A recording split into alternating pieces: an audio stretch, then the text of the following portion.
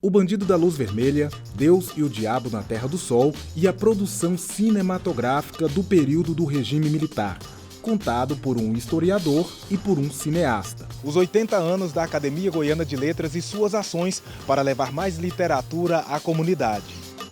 Esculturas, poetas e poesias. E aqui no Teatro da EMAC, na UFG, nós acompanhamos o ensaio de uma das apresentações que fizeram parte da programação do Fogo, Festival de Ópera de Goiânia. O enredo cultural já começou.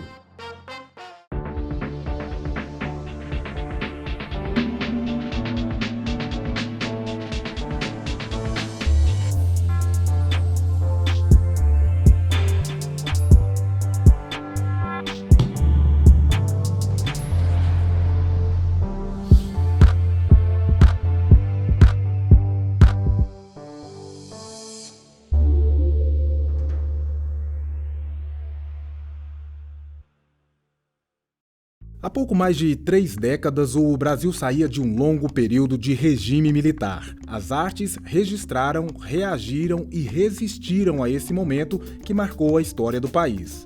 Na repressão, a 7ª arte encontrou novas formas. Túlio, como era a produção cinematográfica e audiovisual aqui no Brasil nesse período da ditadura?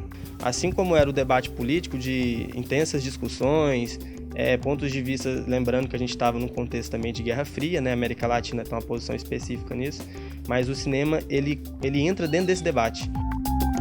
Vamos buscar 64. 64 foi feito um dos filmes mais importantes do cinema brasileiro, que é Deus e o Diabo na Terra do Sol. De 64 até 69, o Glauber fez Terra em Transe e entra também a história de Glauber, juntamente com Asilo Muito Louco. Joaquim Pedro de Andrade faz Macunaíma, em 69, que é um dos filmes mais importantes da história brasileira. Então, eu acho que, às vezes, o período da ditadura atiça muito o fazer das pessoas. Fiquei branco! Fiquei lindo! A gente sabe que a ditadura militar tem vários períodos. Teve esse primeiro período de 64, em que houveram promessas de eleições, e foi até mais ou menos 1968, com o ato institucional número 5, e é justamente nesse período em que a partir desse ato, inclusive, que existe o Instituto da Censura, né? Mas nesse período de 75 até 80, entra um grupo de pessoas que é o pessoal do cinema marginal de São Paulo, o Rogério Sganzella, o Neville de Almeida, juntamente com o Neville de Almeida, o Júlio Bressani, e eles conseguem produzir muito, produzem 30 filmes, a Bel Air, e produzem filmes que não tinham jeito, às vezes, de censurar. A gente hoje encontra algum resquício ou influências desse período na produção de cinema atual? Encontra. Uma coisa muito importante que o cinema, vamos dizer, o cinema moderno brasileiro, ele tenta trazer para o debate, justamente com a perspectiva do cinema de autor, é que o cinema ele não é simplesmente uma ferramenta de entretenimento, um produto de entretenimento. O cinema ele é um meio de se dizer coisas, né? Naquela época, em 75, se faz a Embrafilme, que mesmo na ditadura militar, os caras tinham uma noção que o cinema era uma coisa importante. Tá entendendo? A arte era uma coisa importante que não podia tolher, não podia reprimir tanto assim. Se você me trair, eu te mato. Eu não! Eles lá! Os macacos e o diabo! Eu vou-me embora, que a hora não é minha, é tua! Um dos ícones da cidade de Goiânia é o Monumento das Três Raças na Praça Cívica. Ele foi criado em 1968 e concebido por um artista que privilegiava a instalação de obras de artes em espaços públicos.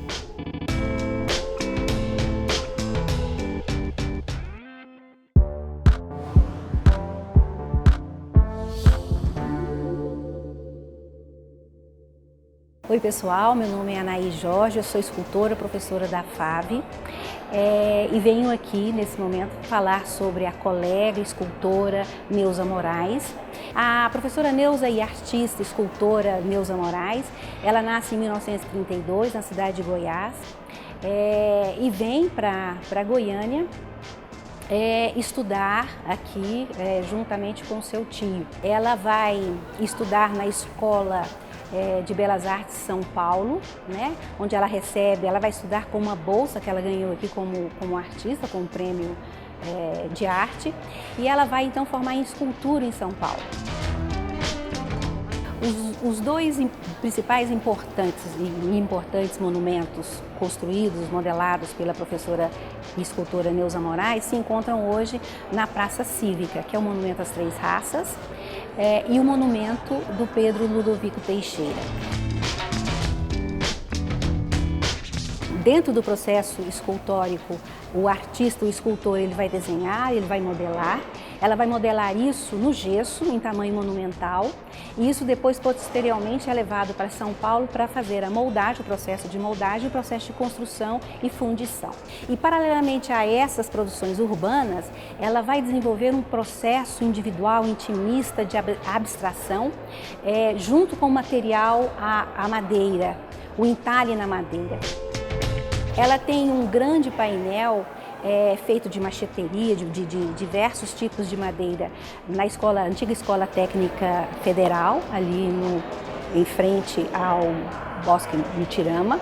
E ela tem também um cavalo estilizado, geometrizado ali na Praça Universitária.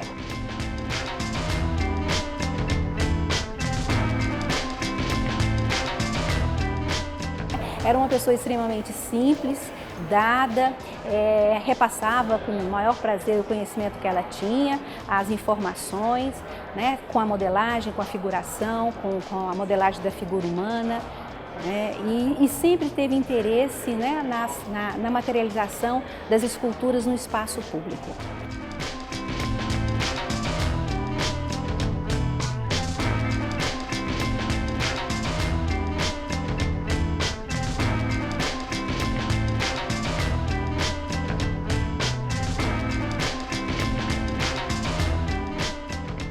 Você sabe o que é uma academia de letras?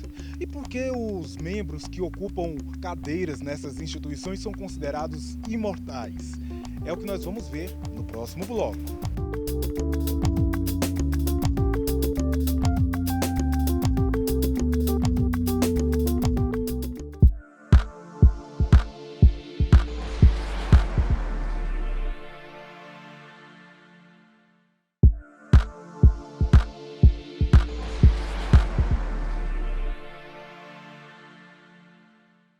Enredo Cultural de volta e a gente abre espaço para a literatura neste bloco. Primeiro, vamos conhecer a editora UFG, um órgão da Universidade Federal de Goiás que dá oportunidade para que escritores lancem seus livros. Depois, vamos conhecer a Academia Goiana de Letras, uma organização que imortaliza a obra de importantes literários goianos.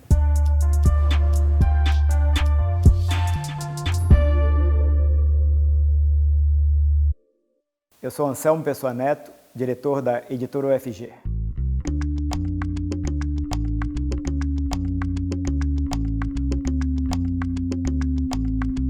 A editora UFG, da qual eu tomei posse da direção dia 13 de fevereiro agora de 2019, foi fundada com outro nome, com o nome de Imprensa Universitária, em 1962, praticamente junto com a própria Universidade Federal de Goiás, que é de dezembro de 1960.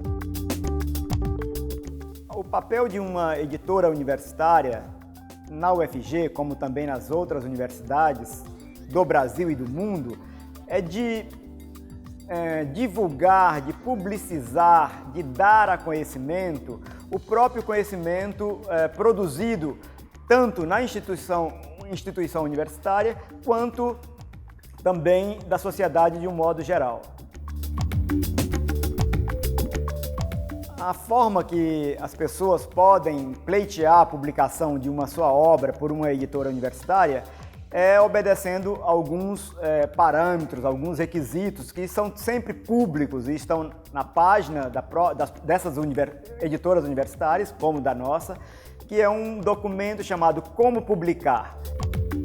A linha editorial tem que estar muito sintonizada com as necessidades do momento presente da sociedade, da própria universidade, para oferecer livros, material impresso, que atendam a essas expectativas e que possam contribuir para que a sociedade como um todo sempre possa dar saltos de qualidade, sempre procurando melhorar as relações humanas, as relações produtivas e também as relações entre editora e pessoas. A história é muito rica, a história da imprensa universitária, do SEGRAF e da editora UFG. Nós temos aqui sempre olhando para trás, para absorver essas experiências, sempre tentar melhorar, porque nós temos uma missão da universidade é contribuir para o conhecimento, para que as pessoas possam sempre estar melhor antenadas do ponto de vista do estado da arte, dos vários conhecimentos que uma universidade produz.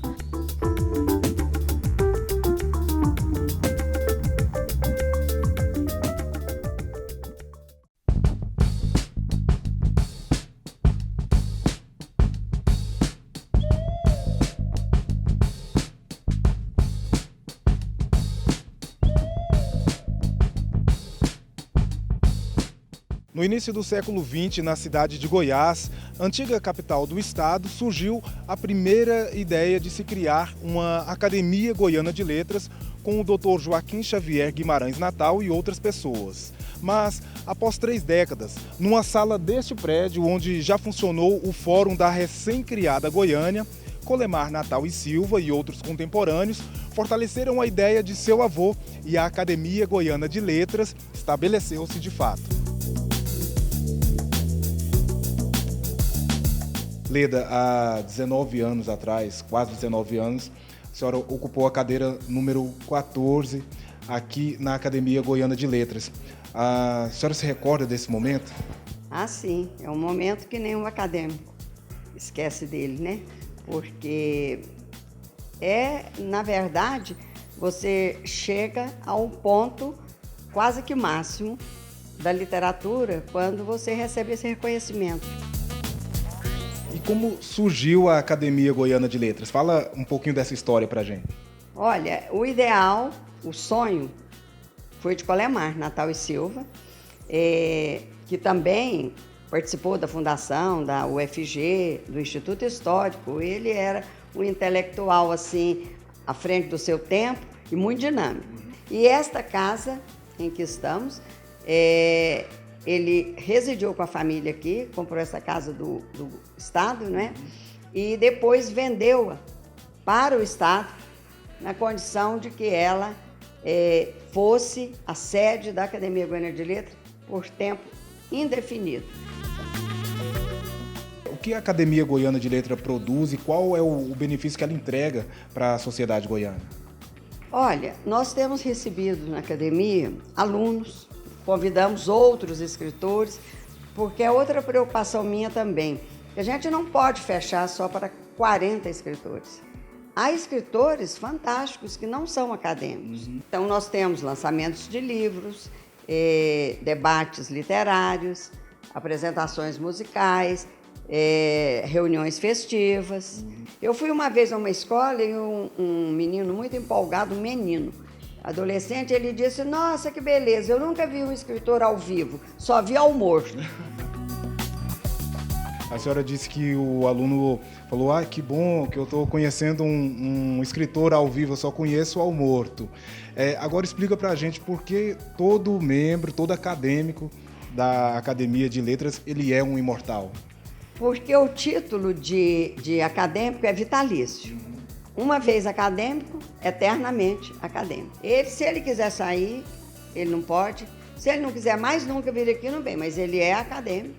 As obras deles permanecem. E as obras dele permanecem, porque eu sempre achei assim, o que imortaliza, seja um escritor, um escultor, um artista plástico, um músico, é a obra dele.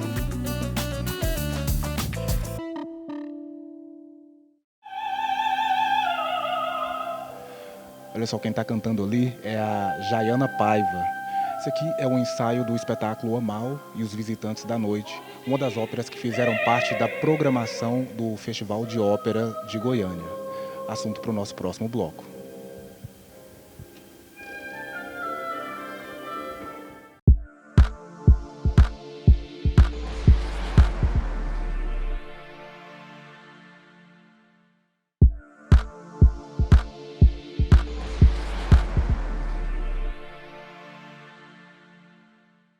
O Prêmio Jabuti, criado em 1959, é um dos mais tradicionais da literatura brasileira.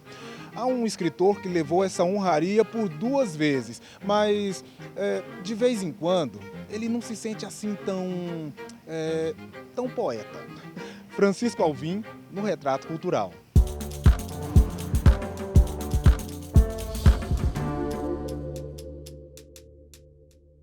Eu me chamo Francisco Soares Alvim Neto. Tem o nome do meu avô, Francisco Soares Alvim. Acrescento aqui, né, o nosso sistema brasileiro, o nosso costume é de colocar o neto.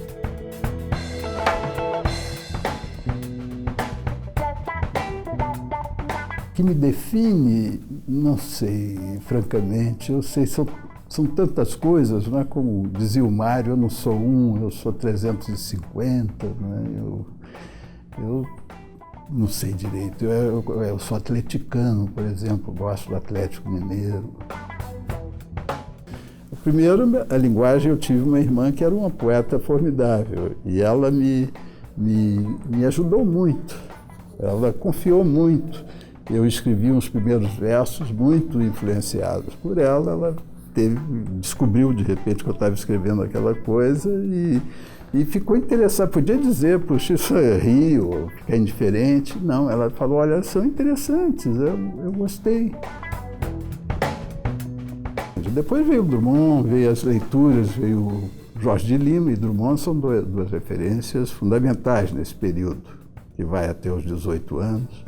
Aí eu comecei a estudar francês, inglês, e os poemas dos poetas de outras eu fui conhecendo. Foi uma maravilha, Baudelaire, Dante.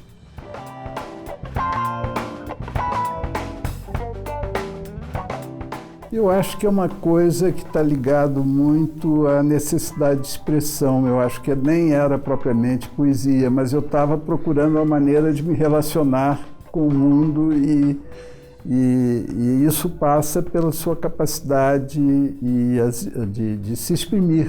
É uma consideração um pouco problemática. Às vezes eu me considero realmente um poeta, acho que eu alcancei em alguns poemas, mas isso depende mais de humores internos, não é de que eu estou numa situação de relativa, enfim, bem-estar, em paz comigo mesmo, como se diz, né? E outras horas eu acho que é problemática essa resposta, que eu não estou tão seguro de ter alcançado coisas razoáveis. A dramaturgia do teatro, o vocal do cantor, a poesia da música clássica. Isso é ópera. Em maio, a capital de Goiás recebeu mais um grande festival. Os goianos, os goianienses encontraram o quê nesse festival? Bom, nós como Escola de Música e Artes Cênicas e como um curso pioneiro no Brasil de canto, né, nós somos celeiros de grandes vozes. Então, nesse ano, nós vamos trazer 4 óperas.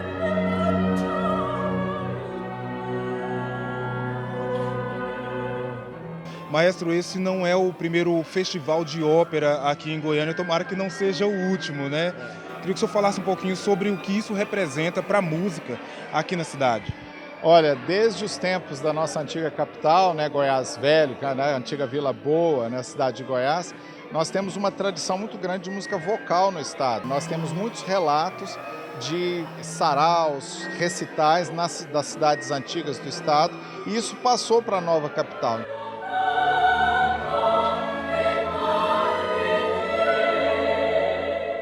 É uma oportunidade também para os artistas se dedicarem mais e mostrarem o seu trabalho para os seus familiares, amigos e para a sociedade. Exato. O artista gosta de apresentar, né? A gente quer estar, né, na crista da onda, fazendo as coisas. Já eu não precisei tirar você aqui do seu ensaio rapidinho para entender um pouquinho da sua relação com a música. E a sua relação com a música, ela se dá de que maneira? É a minha vida, assim, é o que eu faço, é o que eu nasci para fazer, então eu não me vejo fazendo outra coisa. Não é um sonho, assim, é algo que faz parte de mim, entende? Então, assim, eu acredito, assim, que Deus me deu algo que tem a ver com a minha voz, com o meu timbre. Então, a minha voz Ele me deu. E aí eu tenho que fazer algo por isso. E eu não sei viver sem fazer isso, sabe? Poderia ser diferente. Não poderia ser diferente, exatamente.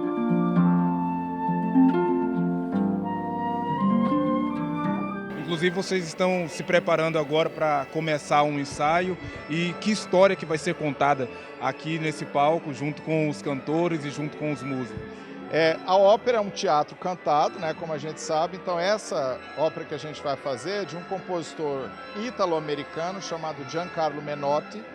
Os 3 reis magos, seguindo a estrela, estão indo para Belém. E eles param para descansar na casa de uma viúva muito pobre, que tem um menininho chamado Amal. A história da ópera é muito bem construída, né? E é emocionante realmente, o final é surpreendente.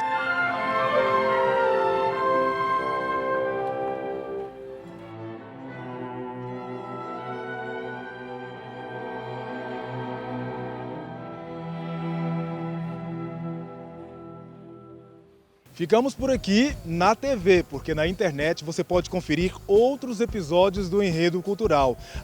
Aproveite também as redes sociais para você comentar e mandar as suas sugestões. Até a próxima. Tchau, tchau.